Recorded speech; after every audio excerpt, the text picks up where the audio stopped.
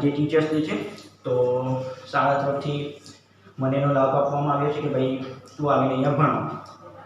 તો હવે આજે આપણે મેથ્સમાં 10મું ચેપ્ટર રેખાઓ ભણીશું. તો મારું નામ કૃષ્ણકુમાર ડિમ્મર. હાલમાં હું ડિવાઇનમાં જ 12થમાં સ્ટડી કરું છું. અને હવે આપણે ડાયરેક્ટલી સ્ટાર્ટ કરીએ. તો ચેપ્ટરનું નામ છે રેખાઓ. તો રેખાઓ શું હોય છે? આપણે નાના હતા ત્યારથી શું જોઈએ? આને કહેવાય રેખા. પણ રેખા ખાલી આટલી નથી હોતી, એમાં ઘણી બધી બીજી બધી વસ્તુઓ આવેલી હોય છે. જેમ કે ભાઈ ધારો કે મેં આ પોઈન્ટ લઉં છું. હવે મેં આ પોઈન્ટને જ્યારે જોડી દઉં તો પણ રેખા બની જાય. તો અહીંયા એવું કહેવાય કે ભાઈ રેખાઓ મારે લિનિયરલી રાખવા પડે કે ભાઈ આ 4 પોઈન્ટની જોડી રેખા બની ગઈ. 3 પોઈન્ટની જોડી તો બી મારી રેખા બની ગઈ. 2 પોઈન્ટની જોડી તો બી રેખા બની ગઈ. 1 પોઈન્ટ નહીં બને. તો આના પરથી એ કહેવાય કે ભાઈ રેખાને બનવા માટે મિનિમમ 2 પોઈન્ટ જોઈએ. કેટલા પોઈન્ટ? 2 પોઈન્ટ જોઈએ. પછી 3 હોય, 4 હોય કે ઇન્ફાઇનાઇટ હોય તો પણ રેખા બનવાની છે. તો એની પહેલા આપણે બિંદુ શું છે તે જોઈએ. તો ભાઈ આપણે આ કોઓર્ડિનેટ એક્સિસ લીધા. હવે આપણને ખબર છે કે આને x એક્સિસ કહેવાય, આને y એક્સિસ કહેવાય, બરાબર? હવે y એક્સિસમાં આ ઓરિજિન છે 0,0. આ જે ઉપરના પોઈન્ટ છે તેને પોઝિટિવ y એક્સિસ, નીચેના પોઈન્ટ નેગેટિવ y એક્સિસ, જમણી બાજુના પોઈન્ટ પોઝિટિવ x એક્સિસ અને ડાબી બાજુના પોઈન્ટ નેગેટિવ x એક્સિસ. તો અહીં એકમ અંતરે આ 1 2 3 અપ ટુ સોન ઇન્ફાઇનાઇટ સુધી પોઈન્ટ આવે. ઇન્ફાઇનાઇટ કયો નંબર છે આપણને ખબર નથી.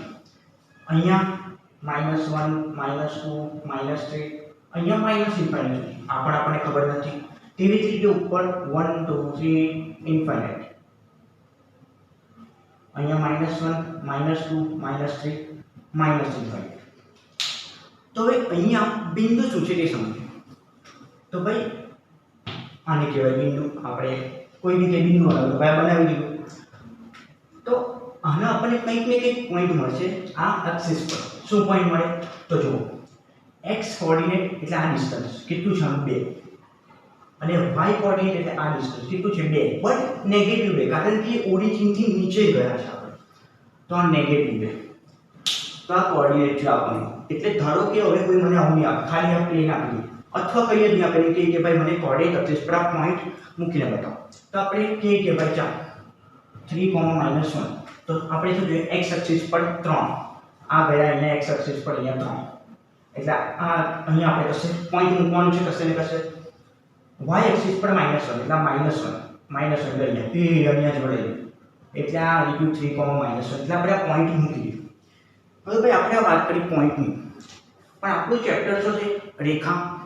હવે કોઈ મને કહે કે ભાઈ બીજો એક પોઈન્ટ જો કે જેનો પોઈન્ટ હોય 1,2. હવે આ ઈઝીલી તમે મૂકી શકો. 1,2 એટલે અહીંયા આપણે પહેલા શું જોયું? મિનિમમ 2 પોઈન્ટ જોઈએ કે જેથી તેને જોડતા લાઈન બની જાય. આ 2 પોઈન્ટને જોડું તો મારી લાઈન બની ગઈ. તો આ લાઈન બની ગઈ. હા, બની ગઈ, લાઈન બની ગઈ. પણ આમાં બીજી ઘણી બધી વસ્તુઓ આવે, ઘણી બધી. હવે અહીંયા આપણે શું જોયું કે ભાઈ 2 પોઈન્ટ મને મળ્યા એટલે મેં લાઈન બનાવી દીધી. પણ શું ખાલી 2 પોઈન્ટથી જ લાઈન બનાવી શકાય? બીજી કઈ મેથડ નહીં, બીજો કોઈ રસ્તો નહીં? તો છે. બીજો રસ્તો શું છે? પણ તેની પહેલા આપણે જોઈએ કે ભાઈ આ લાઈન છે શું. તો જોઈએ, આપણે આને રાખીએ. તો જુઓ, અહીંયા ધારો કે મેં કોઈ બી એક લાઈન બનાવી દીધી, રેન્ડમલી કોઈ બી લાઈન બનાવી દીધી, બરાબર? તો તમે જોઈ શકો છો કે મને અહીંયા કંઈક એંગલ મળે છે, કંઈક ને કંઈક એંગલ મળે છે. એંગલ ક્યાંથી માપવાનો? હંમેશા ઘડિયાળ આપણું ચાલે આ તેની વિરુદ્ધ દિશામાં x positive x axis, positive બોલો નેગેટિવ બોલો કંઈ ફરક નહીં પડે. ભાઈ લાઈન અહીંયા હોય તો મેં આ એમ જોયું, મતલબ કે આપણે ઘડિયાળની ઊંધી દિશામાં ફરવાનું, બરાબર? ચાલો, તો મને કંઈક ને કંઈક એંગલ મળ્યો.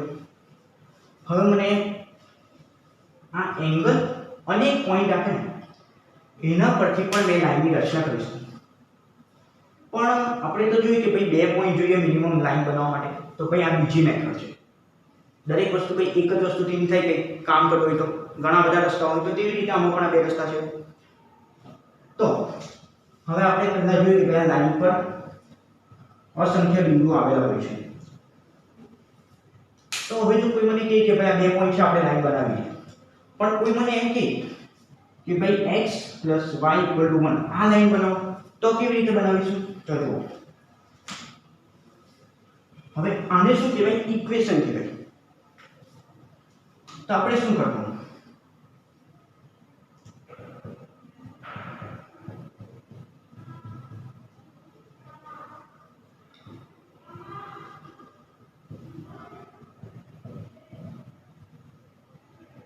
આપણે આ પોઈન્ટને સેટિસ્ફાઈ કરીશું, આપણે મૂકીશું. કેવી રીતના મૂકીએ? કે ભાઈ ધારો કે મેં અહીંયા x ને 1 મૂકું, તો y ની વેલ્યુ શું નીકળશે? જો 1 + y = 1, તો y ની વેલ્યુ શું આવી ગઈ? 0.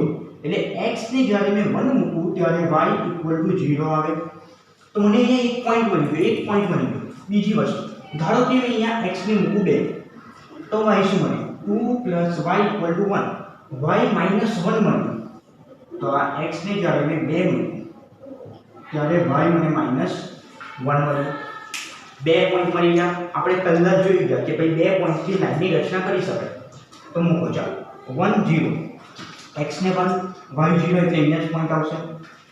પછી x2 ને y -1, x2 y -1 એ લાઈન બની ગઈ.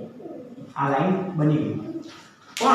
પણ હવે ધારો કે આ લાઈન પર આ પોઈન્ટ પણ આવેલ છે.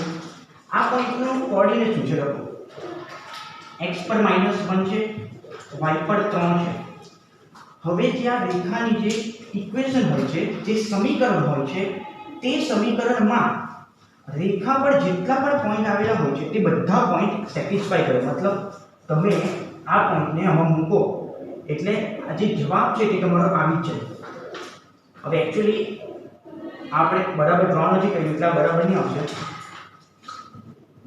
આ પોઈન્ટ એક્ચ્યુઅલી આગળ આવશે. હવે બરાબર છે. આપણે એકદમ એક્ઝેક્ટ નથી ડ્રો કર્યું નહીં. તો આ જે પોઈન્ટ છે તે રેખા પર આવેલું છે, તો તે રેખાના પોઈન્ટને સેટિસ્ફાઈ કરશે જ કરશે. જો મૂકી દો -2 કોમાંથી x એક્સિસ -2 છે, તો અહીંયા -2, y પર 3 છે +3. આપણો જવાબ કેટલો આવવો જોઈએ? 1. જો આવી ગયો 1, એટલે કે આ પોઈન્ટ આના ઉપર આવેલું છે.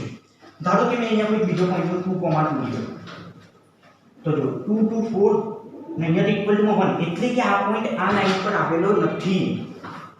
હવે આપણે વાત કરીએ કે પોઈન્ટની, કે ભાઈ રેખા 2 પોઈન્ટથી બને. હવે આપણે સ્લોપની વાત કરીએ કે ભાઈ સ્લોપ છે શું?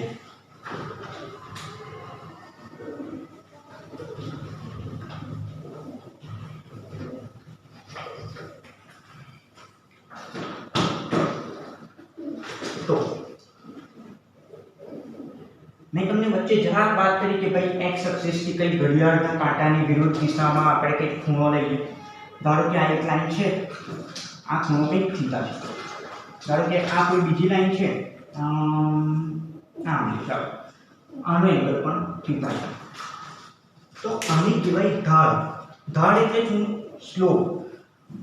x એક્સિસ થી ખૂણો અથવા સ્લોપને આપણે m થી બતાવીએ છીએ. સ્લોપ એને ઢાળ કહેવાય.